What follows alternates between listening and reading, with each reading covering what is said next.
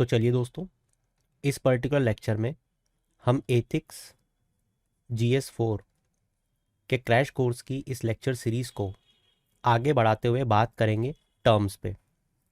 ये वो टर्म्स हैं which are related to ethics and morals, जैसे कन्वेंशन, ट्रेडिशन, प्रिंसिपल्स एक्सेट्रा। तो सबसे पहली जिस टर्म को हम आज डिस्कस करेंगे वो है कन्वेंशन।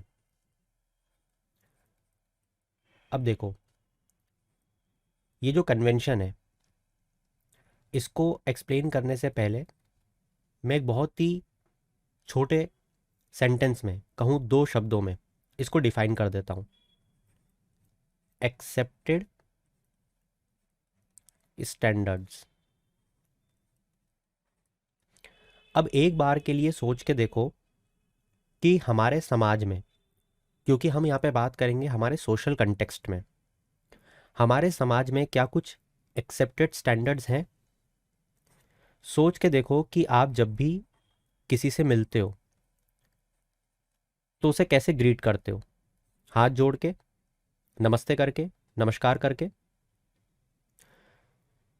क्या ये जो नमस्कार है ये किसी कानून में लिखा है, मतलब इस पे कोई कानून बना हुआ है, या किसी रिलीजन की रूल बुक में ये चीज़ लिखी है, महाभारत में, गीता में, रामचरितमानस में, कहीं पे भी कि आपको नमस्कार करना चाहिए दोनों हाथ जोड़ के? जवाब है नहीं। तो फिर आप नमस्कार क्यों करते हो दोनों हाथ जोड़ के? As a mark of respect करते हो, हाँ ठीक है, मगर ये लिखा कहाँ पे? आप हाथ क्यों नहीं मिला लेते हो बड़े लोगों से सीधे, या गले क्यों नहीं मिल लेते हो? क्योंकि फॉरेन कंट्रीज में तो ऐसा होता है, मगर हमारे देश में तो नहीं होता। ऐसा क्या है? ऐसा क्या है कि हमारे समाज में जो एक्सेप्टेड स्टैंडर्ड्स हैं बड़े लोगों से मिलने का, वो नमस्कार करना है, हाथ जोड़ना, या उनके पैर पड़ना? वहीं अगर हम वेस्टर्न कंट्रीज़ की बात करें तो वहाँ के एक्सेप्टेड स्टैंडर्ड्स अलग हैं। वहाँ आप हाथ मिला सकते हो, राइट, हाथ को किस कर सकते हो, आप हग कर सकते हो, आप कुछ भी कर सकते हो, मगर हमारे यहाँ पे ये सब नहीं चलता। एक और एग्जाम्पल से समझने की कोशिश करते हैं। देखो, आप सभी लोगों ने भारत रत्न के बारे में ज़रूर सुना होगा।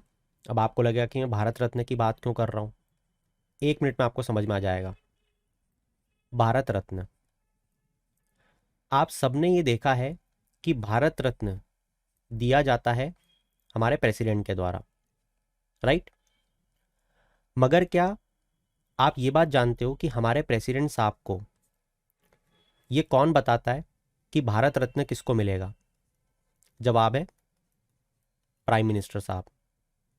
तो जब मैं ऐसा बोल रहा हूँ कि प्राइम मिनिस्टर साहब बताएंगे प्रेसिडेंट साहब को कि भारत रत्न किसको देना है, तो क्या इसके लिए कोई कानून है? जवाब है नहीं, इसके लिए कोई कानून नहीं है। तो फिर ऐसा क्यों होता है कि प्राइम मिनिस्टर साहब ही बताते हैं प्रेसिडेंट साहब को कि इस बार भारत रत्न किसको देना है? जवाब है कन्वेंशन। ये कन्वेंशन है। तो क्या मैं ये बोल सकता हूँ कि जो कन्वेंशन होता है वो एक अनरिटन लॉ होता है, क्योंकि कानून की तरह ही चल रहा है ना? ये एक ऐसा स्टैंडर्ड है जो हमारे समाज में एक्सेप्टेड है कि भैया अगर मिलेंगे तो नमस्कार करना है दोनों हाथ जोड़ के। तो ये एक अनरिटन लॉ हो गया। आपको समझ में आई बात? अनरिटन लॉ, क्योंकि रिटन तो है नहीं कहीं पे, इसीलिए इसे अनरिटन लॉ कहा गया। अब बात करेंगे हम दूसरी टर्म पे। दूसरी टर्म जो है वो है ट्रेडिशन। अब एक बहुत ही आसान तरीके से आप आज कन्वेंशन और ट्रेडिशन में रिलेशनशिप को स्टैब्लिश करने वाले हो। देखो, जब कन्वेंशन मतलब कि ये स्टैंडर्ड जो कि एक्सेप्टेड नॉर्म्स हैं हमारी सोसाइटी के, ये कंटिन्यू हो जाए, मतलब कि फॉलो किए जाएं एक बहुत लंबे टाइम पीरियड तक। कितने लंबे टाइम पीरियड तक? 2 साल, 4 साल, 5 साल नहीं, 2, 3, 4 जनरेशन तक। 3, 4 जनरेशन तक अगर इन स्टैंडर्ड्स को फॉलो किया जाए तो वो ट्रेडिशन बन जाते हैं, समाज का ट्रेडिशन बन जाता है वो, कि हाँ तो हमारा ट्रेडिशन है, ऐसे ही होता है। ट्रेडिशन को समझने के लिए आप दो शब्दों पे फोकस कर सकते हो, एक है बिलीफ और एक है बिहेवियर। बहुत ही आसानी तरीके से इसे समझा जा सकता है। दूसरा एग्जाम्पल क्रिएट करके देखते हैं। Let supposedly you are visiting a temple. Visit a temple.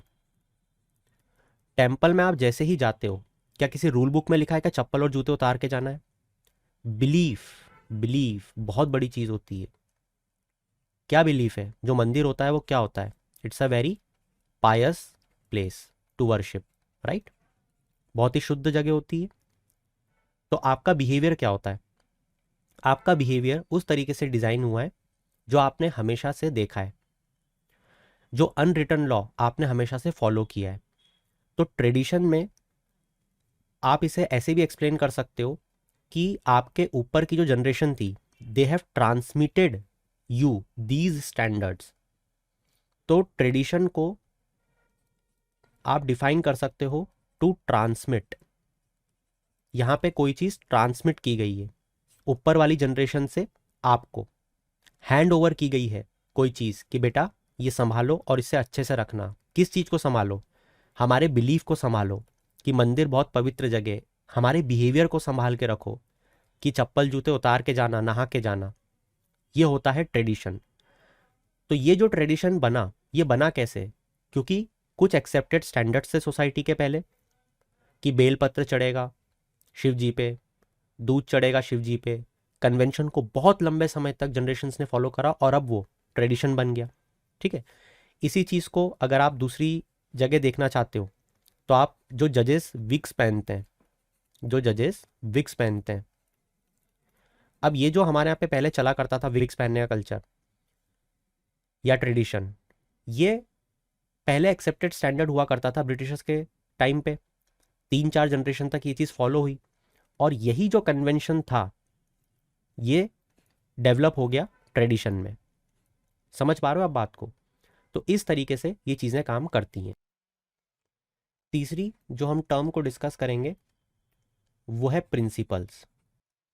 ये किसी भी इंडिविजुअल के कोड ऑफ एक्शन होते हैं।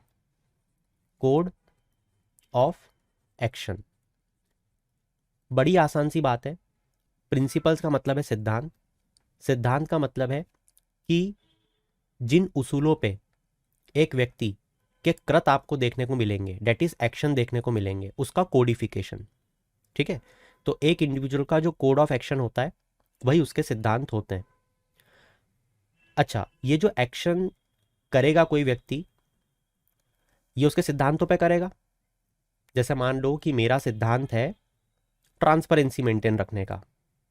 ठीक है। मेरा प्रिंसिपल क्या है? ट्रांसपेरेंसी मेंटेन रखने का। ट्रांसपेरेंसी, ये मेरा सिद्धांत है जीवन का। अब अगर ये मेरा प्रिंसिपल है तो क्या मैं हर जगह ऑनेस्ट रहूंगा? जवाब है हाँ। मैं हर जगह फेयरनेस को सपोर्ट करूंगा? जवाब है हाँ। ठीक है। तो ये जो मेरा प्रिंसिपल है, इस प्रिंसिपल पे बेस्ड मेरे कुछ कोड ऑफ एक्शन होंगे। जब भी मैं कृत करूंगा वो उसमें सीधे तौर पे रिफ्लेक्ट होंगे। ठीक है। अच्छा, ये जो कोड ऑफ एक्शन होता है या ये जो आपके प्रिंसिपल्स डेवलप हुए, ये प्रिंसिपल्स डेवलप होते कैसे हैं? आई मीन टू से ये जो कोड ऑफ एक्शन आपका हुआ या प्रिंसिपल्स आपके सिद्धांत डेवलप हुए, ये होते कैसे हैं? ये आते हैं प्रिंसिपल्स आपकी वैल्यूज से, ये आते हैं प्रिंसिपल्स आपके मॉरल से, आप किस चीज़ को सही समझते हो, आप किस चीज़ को गलत समझते हो, और ये प्रिंसिपल्स आते हैं आपके एथिक्स से। समझ पा रहे हो आप बात को? तो इन चीज़ों से आपके प्रिंसिपल्स आप बनाते हो और उन प्रिंसिपल्स पे आपके एक्शन देखने को मिलते हैं। अब यहीं पे मैं आपको दूसरी टर्म भी समझा देता हूं ताकि आप कंफ्यूज ना हो। वो है code of conduct. Code of conduct, ये कोड ऑफ एक्शन नहीं है। इसको आप ऐसे समझ सकते हो, मान के चलो कि आप किसी संस्था में काम करते हो, you are working in organisation. उस ऑर्गेनाइजेशन ने आपको कुछ रूल्स बताए हुए हैं, उस रूल्स को आपको फॉलो करना पड़ता है। और ये रूल्स इसलिए बनाए हुए हैं ताकि आपके बिहेवियर को जो कंपनी है वो रेगुलेट कर पाए, टू रेगुलेट बिहेवियर। ऐसा क्यों बनाना पड़ा?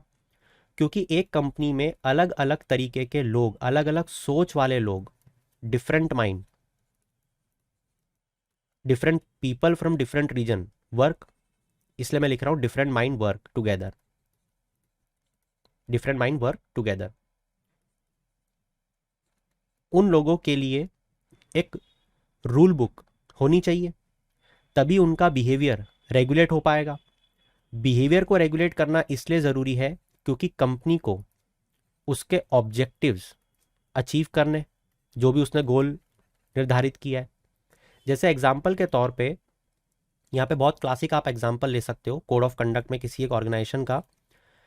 Late supposedly if you are leaving the head office, है ना, आप जिस पद पे हो, अगर आप हेड ऑफिस को लीव कर रहे हो उस कंपनी के, तो you have to report to the manager, आपको रिपोर्ट करना पड़ेगा। ये आपको कोड ऑफ कंडक्ट में बताया गया है। ये क्यों बताया गया? ताकि आपका जो कंडक्ट, जो आपका एक्शन है, उसको रेगुलेट किया जा सके। अब अगर आप हेड ऑफिस को लीव करते हुए, छोड़ते हुए रिपोर्ट नहीं कर रहे हो मैनेजर को, तो आप पे एक्शन ले लेगी कंपनी, ठीक है। और एक्शन से बचने के लिए आप रिपोर्ट करोगे। तो इन दी एंड क्या हुआ? क्या आपका बिहेवियर उन्होंने रेगुलेट कर दिया? सोच के देखो। हाँ, कर दिया कि अब जब भी आप हेड ऑफिस से निकलोगे आप खुद रिपोर्ट कर दोगे, वरना आपको पता है आप पे एक्शन होगा, ठीक है। वहीं इसी के साथ हम लोग एक दूसरी टर्म्स को भी देखने की कोशिश करते हैं ताकि आप और ज़्यादा कंफ्यूज ना हो, एकदम क्रिस्टल क्लैरिटी आपके दिमाग में हो। कोड ऑफ एथिक्स, नाम में ही सब समझ में आ रहा है। देखो, कोड ऑफ एथिक्स, एथिक्स का कोडिफिकेशन, मतलब कि ये जो कोड है ये आपके बिहेवियर को रेगुलेट नहीं करेगा, बल्कि आपको राइट और रॉन्ग के बीच में चुनने में मदद करेगा। आप इस कोडिफिकेशन के थ्रू, जो कि एथिक्स का कोडिफिकेशन है, जो आपको बताएगा कि क्या सही है और क्या गलत है, इसके थ्रू, इस कोड के थ्रू आप अपने एक्शन को कर सकते हो कि क्या चीज़ सही है उसको देख के। तो ये डिफरेंस होता है code of action, code of conduct और कोड ऑफ एथिक्स में। और मैं उम्मीद करूंगा कि आज के बाद आप इन टर्म्स में कभी भी कंफ्यूज नहीं होगे। इसके बाद में अगर अगली टर्म में हम लोग बात करें, तो जैसे वर्च्यू, बड़ी सिंपल सी टर्म है। वर्च्यू का मतलब क्या होता है? कोई भी क्वालिटी या कोई भी ट्रेट, क्वालिटी और ट्रेट। अब यहाँ पे ये किस तरीके की क्वालिटी है? जैसे स्मोक करना भी क्वालिटी हो सकती है, चेन स्मोकर है ना, चेन बना देता है स्मोक करते हुए, नहीं। ये जो क्वालिटी है ये मॉरली गुड है, ठीक है, मॉरली गुड क्वालिटी।